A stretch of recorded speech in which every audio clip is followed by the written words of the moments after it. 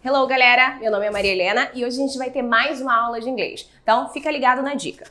Hoje a gente vai falar um pouquinho sobre falsos cognatos. O que é um falso cognato? É uma palavra que parece com o português, né? Se assemelha com o português, mas na verdade tem um significado totalmente diferente. Na língua inglesa, nós temos sim palavras transparentes e nós temos palavras que são falsos cognatos. O que seria uma palavra transparente? Por exemplo, se eu dissesse different. A palavra different parece diferente e de fato é, né? Realmente significa diferente. Só que nós temos inúmeras palavras que possuem significados totalmente diferentes, né? E a gente vai ver uma lista bem completinha agora. Coloquei aqui alguns no quadro, tá? Mas existem outros além desses, tá? A gente também vai fazer exercícios com relação a isso. O que geralmente pedem nas provas?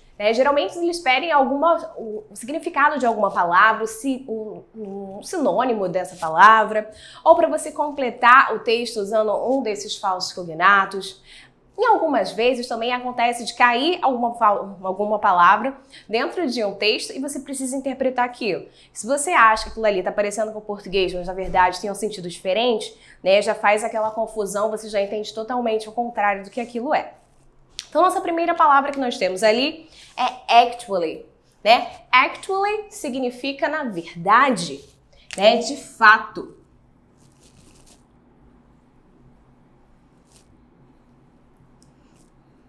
Então, para quem olha essa palavra, né? Lembra que a gente já tinha falado um pouquinho sobre isso? A gente tem ali, ó, o sufixo li. Na maioria das palavras em inglês, esse sufixo li equivale ao mente. Só que esse caso é diferente, ok? Então, actually significa na verdade, de fato. Depois, nós temos ali alms. Alms significa esmola. Anota aí no seu caderninho, não deixe de anotar todas as dicas. Você que quer passar, você que quer ser aprovado, tem que saber muito bem falsos cognatos para não cair em nenhuma pegadinha. Próximo, alumnus significa veterano. Um veterano, uma pessoa que já concluiu sua graduação, já terminou sua faculdade, é luminous, né? É um veterano. To amaze. Nota que tem aqui na frente a palavra to. Toda vez que eu tenho esse to na frente de alguma palavra, é porque ela, na verdade, é um verbo, ok? É um verbo no infinitivo. O que é infinitivo? São aquelas terminações ar, ir, tipo, amar, comer, beber, dormir. Então, se eu tenho aquele to ali na frente, é porque agora eu tenho um verbo, tá? Então, to amaze significa juntar, reunir.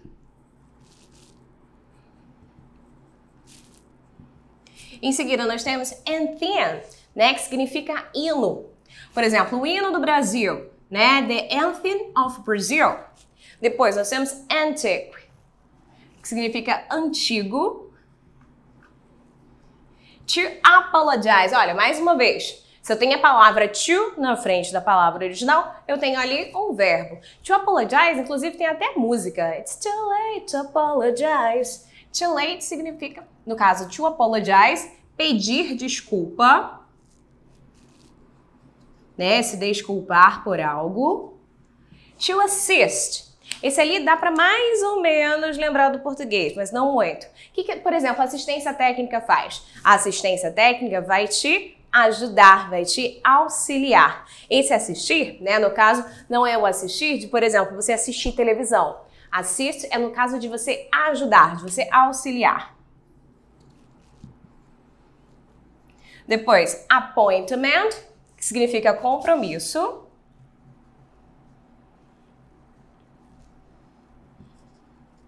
To attend, mais um verbo. Attend, que parece atender, mas na verdade não é. Attend significa comparecer. Comparecer. Esse atender em inglês seria o verbo answer. Answer. Answer significa atender. Por exemplo, vou atender o telefone. Então, I will answer the telephone, ok? Então, atender no sentido de você atender o telefone, por exemplo, de você responder uma pergunta, eu uso o verbo answer. Já a palavra attend significa comparecer. Available, disponível. Avocado é uma fruta, né? Avocado significa abacate. abacate. Balcony. Balcony é como a gente chama aquelas varandas que tem às vezes nos apartamentos, né? Elas são chamadas de sacadas. Então, balcony, sacada. Brand. Brand significa marca. Mas atenção, se por um acaso aparecer brand new, que já seria algo composto, né? Um substantivo composto, brand new, né? É algo muito novo, então uma coisa muito nova, ok? Tem sentido diferente. Cafeteria, que todo mundo pensa que é cafeteria, mas na verdade é refeitório ou lanchonete. Então, cafeteria, refeitório. Mas afinal de contas, como que eu chamo cafeteria em inglês? Se você for a uma cafeteria, você vai a um coffee shop. E coffee shop, que na verdade é cafeteria, mas cafeteria significa refeitório. Carton, atenção a essa palavra aqui, ó, só tem apenas uma letra O. Né? Carton, com uma letrinha O só, significa caixa, mas não é qualquer tipo de caixa.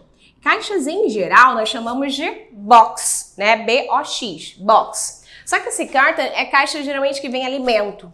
Então, por exemplo, caixa de leite condensado, caixa de creme de leite. Então, se eu tivesse, por exemplo, uma caixa de leite, seria a carton of milk, tá? Não confundam com a palavra cartoon. Cartoon, com duas letras O, significa desenho, tá? Então, com uma letrinha O só, significa caixa, caixa que vem algum alimento. Cartoon com duas letras O significa desenho, tipo desenho animado. Próximo, China. Já foi questão de prova militar. Ó, a palavra China com C maiúsculo é sim o país, né? O país China. Só que se por um acaso aparecer China com a letra C minúscula, né? Nesse caso, China significa porcelana. Porcelana. Em seguida, cigar, né? Que todo mundo pensa que é cigarra ou cigarro. Na verdade, é charuto. Collar, né? Que parece colar, mas também não é. Collar pode ser tanto o colarinho da roupa, ou também serve para coleira. Por exemplo, a coleira do cachorro. Né? Eu digo the collar of the dog.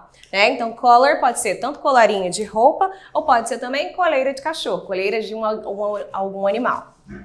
College, faculdade. É diferente de school. Né? School significa escola, colégio. Já quando eu falo college, college significa faculdade. Cuidado com a diferença, né? Faculdade e universidade. Faculdade é o curso. Né? Por exemplo, faculdade de Direito, faculdade de Medicina, faculdade de Engenharia. Universidade, na verdade, é o nome da instituição. Por exemplo, o FRJ, o ERJ, Estácio, UF, isso vai ser a universidade, ok? Próximo, comprehensive. Algo amplo, abrangente, ok? Então, comprehensive, amplo ou abrangente. Confident, é uma pessoa confiável. Confident, confiável. Costume, costume é uma fantasia. Fantasia. É diferente da palavra fantasy. Fantasy é usado geralmente para livros. Por exemplo, um conto de fadas, né? Um livro de fantasia. Aí eu vou usar fantasy. Mas a palavra costume é fantasia. Por exemplo, a fantasia de Halloween, fantasia do carnaval, né? Vai ser costume. Curse, maldição.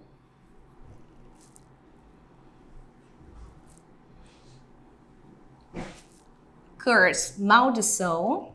Dairy, laticínios. O que é um laticínio? Né? São aqueles produtos feitos a partir do leite. Laticínios.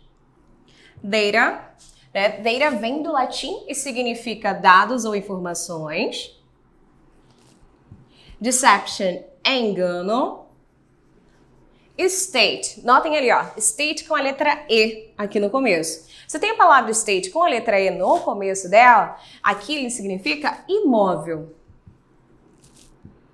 É diferente da palavra state sem essa letra E. Então, ali, ó, state sem a letra E, esse aqui seria estado. Por exemplo, o estado do Rio de Janeiro. Né? Rio de Janeiro, Estate seria o segundo. Já se for falar sobre uma casa, sobre um apartamento, alguma coisa assim, vai ser estate, né? A mesma pronúncia, só que com uma letrinha a mais, né? Seria com a letra E no começo dela.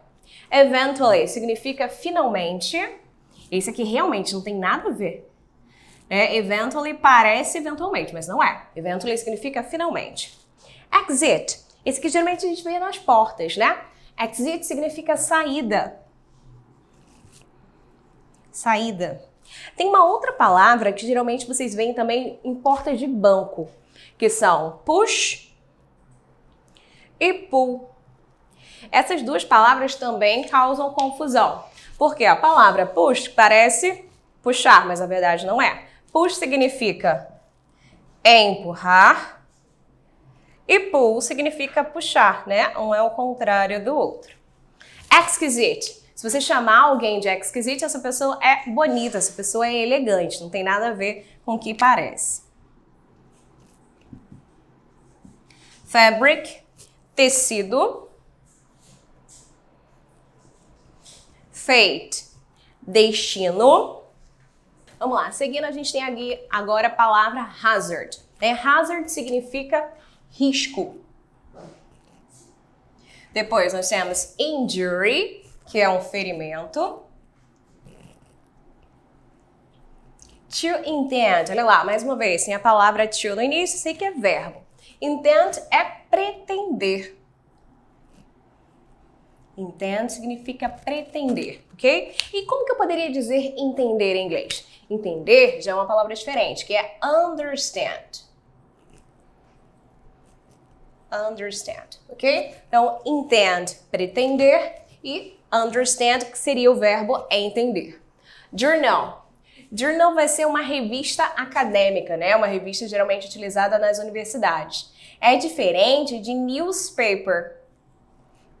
Por exemplo, lembra da palavra fake news? Por exemplo, news significa notícia. Newspaper tem uma palavra composta. News, notícia, paper, papel. Então, notícia no papel, newspaper. E, no caso aqui, journal é uma revista especializada.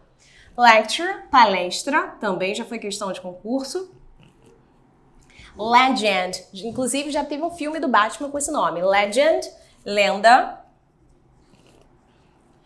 Library, já significa biblioteca. Mas se quisesse falar, por exemplo, sobre uma livraria, né? Livraria em inglês, vou chamar de bookstore, né? Que é uma loja de livros. Então, cuidado. Library é biblioteca, lugar onde você pega o livro emprestado, leva, lê, depois você tem que devolver. Bookstore, que seria de fato a livraria onde você compra seus livros. Lunch, almoço. Como que eu posso dizer lanche em inglês? Lanche em inglês já vai ser snack. Então, lunch, almoço, snack, lanche. Atenção com relação às refeições, porque a gente não existe em inglês, por exemplo, almoçar, lanchar, tomar café da manhã. A gente não tem um verbo próprio para isso, né? A gente não tem palavras específicas para isso. Toda vez que a gente vai falar sobre uma refeição, eu vou usar o verbo have, né, que significa ter, mas também pode ser utilizado nesses casos. Então, por exemplo, eu almoço ao meio-dia. Vai ficar have lunch. Então, I have lunch at midday. Se eu falasse tomar café da manhã, I have breakfast. Eu janto, I have dinner. Ok? Então, toda vez que for falar sobre refeições, eu vou usar o verbo have. Medicine, que significa remédio, mas cuidado. Se eu tiver essa palavra com a letra maiúscula, já vira faculdade de medicina, ok? Então, medicine com letra minúscula, remédio. Com a letra maiúscula, faculdade de medicina. Notice é o verbo perceber. Novel é um romance. O que é um romance? Né? É um livro extenso, não necessariamente uma história romântica, ok? Qualquer livro extenso a gente chama de romance. E novela, em inglês, a gente chama de soap opera. Inclusive é uma palavra engraçada e a gente não tem como traduzir ao pé da letra, porque soap significa sabonete. Então, tipo, uma ópera de sabonete não faz sentido. Soap opera, novela, e novel significa romance, que é um livro extenso. Parents são os pais. Né? Por exemplo, minha mãe e meu pai. Então, my mother and my father are my parents. São os meus pais. Se eu quiser me referir Aos meus parentes, eu chamo-os de their relatives. Relatives são os parentes. E por último ali, prejudice, que significa preconceito. Então, foi isso que a gente viu basicamente, né? O que é um falso cognato? Uma palavra que se assemelha com o português, mas na verdade tem um significado totalmente diferente. Tem algumas palavras que por conta de uma letrinha vai mudar o significado para outra, né? Como a gente viu no caso de state com a letra E e sem a letra E. Então, cuidado com essas palavras, porque podem te pegar dentro do concurso, ok? Então, vamos seguir, que no próximo vídeo a gente tem alguns exercícios relacionados aos falsos cognatos. Vamos lá!